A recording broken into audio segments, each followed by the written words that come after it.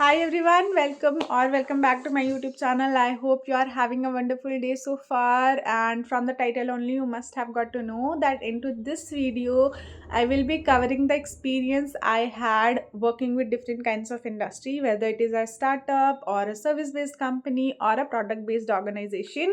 So everything I will try to uncover the raw reality, I would say, for the each organization or each industry type, and I will try to help you choose the right industry as per your career goals. So, without much delay, let's get into the video now.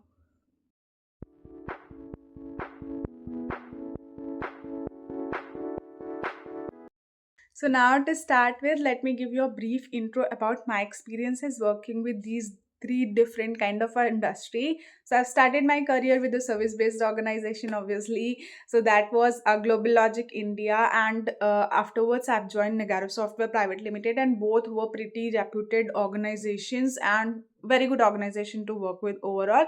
So if you're getting the opportunity to work with these organization, I'll highly suggest you to go ahead and join these organizations, and that will help you a lot to learn and grow altogether. So that were my starting career option that I have got. So Global Logic India and Nagaro Software Private Limited, those were my initial companies, and those were service based organization. Afterwards I have joined a product based organization, which is Fair Portal India. That is one of the flight booking platforms, and at that tenure, after like 6 months or so, I got really sick, and therefore I wanted to transition now into a complete remote setup. So I have, because of my health condition, I have joined a startup named Enable Mining, and the product based organization that I have mentioned, Fair Portal India, that is also a very good organization to work with.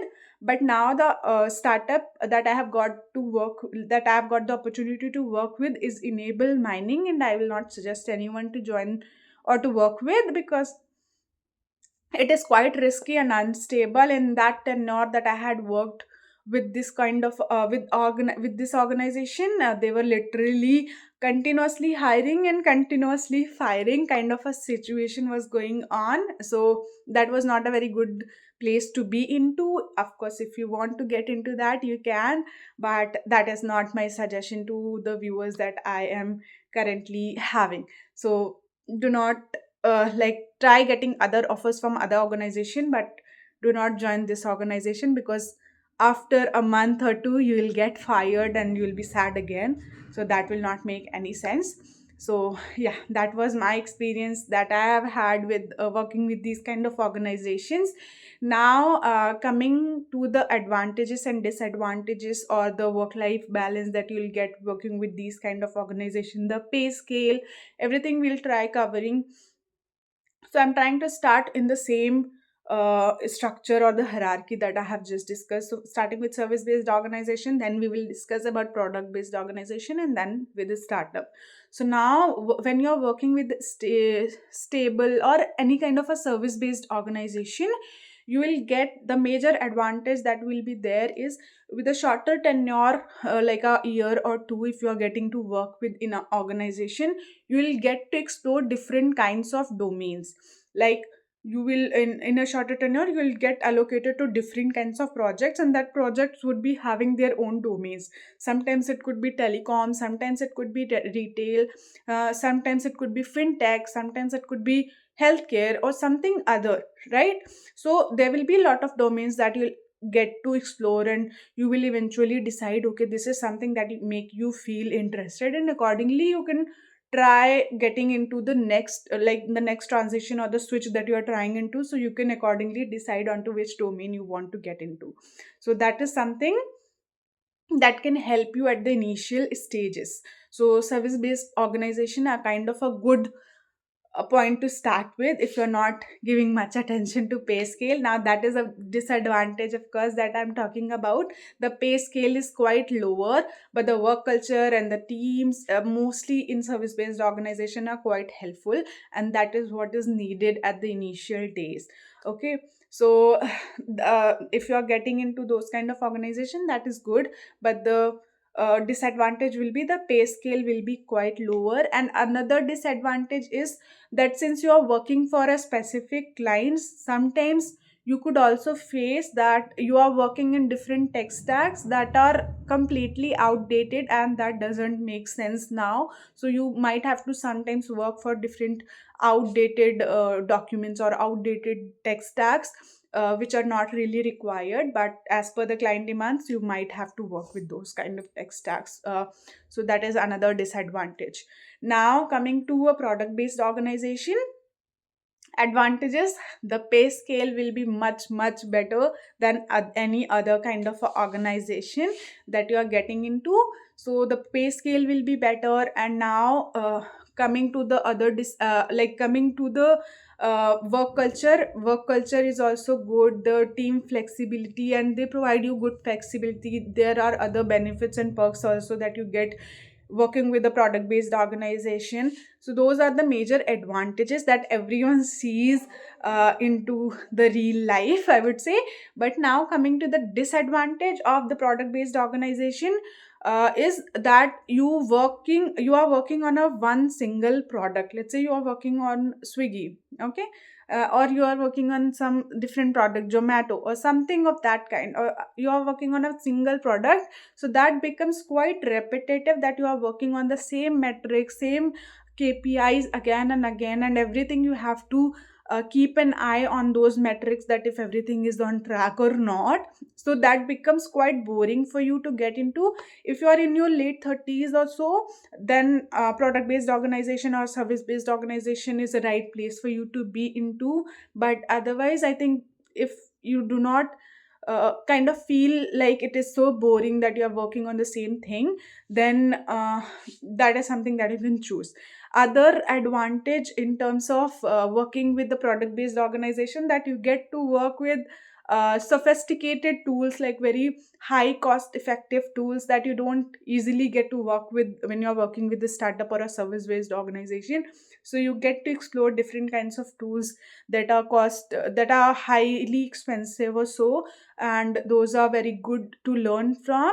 So that is something that is a major advantage when you're working with a product based organization.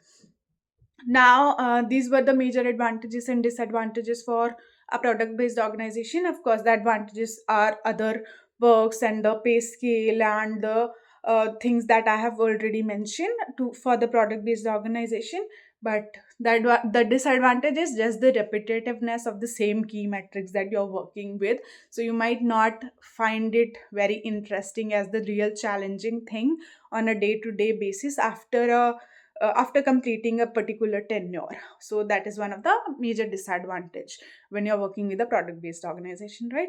Now coming to a startup.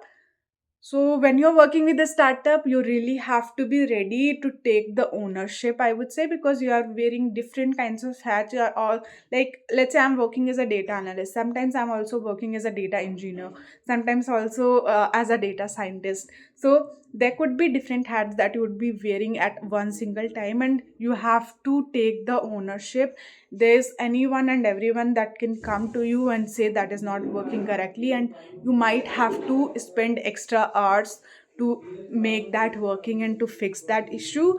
So the flexibility will not be there. There won't be any good work culture, I would say. The team will be quite slower, so everything, like the key team will be quite lesser in numbers, so everything you have to work on your own. The pay scale is the only advantage that you'll get, that the pay scale will be much better when you're comparing it with the service based organization. But the work life balance will be nowhere, I would say. So there won't be any work life balance in your life at that time when you're working with the when you're working with a startup. And also there won't be there will be other advantage also, that the learning growth, like since you're working, you're taking the ownership, you are also learning the leadership skills, you are also getting to learn the management part, you are also the learning, overall learning thing will be much higher when you're comparing it with other kind of industry. So for a startup, that is something that you can consider it as an advantage. The pay scale is also one thing that you can consider it as an advantage. Other than that, there are of course those disadvantages as well, that you might have to spend extra hours, there won't be any work life balance, you have to learn new things on a regular basis to be on track and to make sure that everything is working. And you have to be responsible enough to respond to each message that you are getting and to fix those issues that are coming into your plate. So that is something that you have to face when you are working with startup. I think that was pretty much my experience, and that is something that you might have to make sure, and I think that will help you make the right decision as well, as per your choices and as per the advantages and disadvantages that I have just mentioned for all these three industry types. And I hope that helps you to decide onto which side of the industry you want to go ahead. And I think that's it from my side. I hope it helps you. And until the next video, take care. Bye bye.